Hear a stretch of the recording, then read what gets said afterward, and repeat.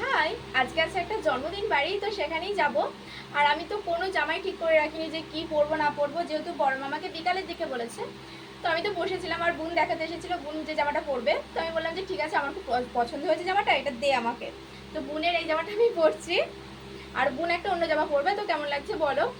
আর আমি এখন ড্রেসটা চেঞ্জ করবো না, একটু পরে করবো, কারণ ভীষণ গরম। আগে রেডি হয়ে নেই, তারপর ড্রেসটা চেঞ্জ করবো, ঠিক আছে? তো চলো, রেডি হয়ে গেছি আমিও। চুপ কর চুপ কর মা। এই যে রেডি হয়ে গেছি, মুখটা দেখতেই পাচ্ছ। ওই চুপ। এই যে আমি রেডি, এখন হাওয়া করছি, মানে আসল রূপ এবার বেরিয়ে যাবে, ঠিক আছে? আর এই যে আর একটা জিনিস, এখানে রেডি হয়ে দাঁড়িয়ে আছে লাইট ধরে, এত গরম, ঝড় উঠেছে বাইরে। একটা ভগার মা ওখানে রেডি হচ্ছে।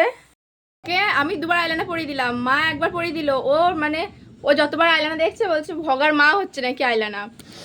আর ওর আইলানা একবার প্যান্টে থুতু লাগাচ্ছে, আবার একবার মুছছে, জলটাও দিচ্ছে না, থুতু দিচ্ছে, মুছছে। দেখি এবার কেমন ভগার মা লাগ যাবে, দেখি। এই আমার আইলাইনার নিয়ে আবার বেশি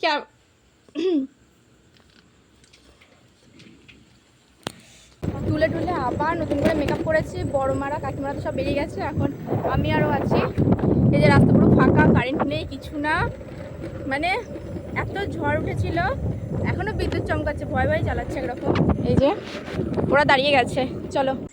এসে লোকের বাড়িতে গিয়েও স্টাইল করতে লেগে গেছি। যাই হোক, আয়না পাপার স্টাইল করবো না সেটা কি হতে পারে বলো?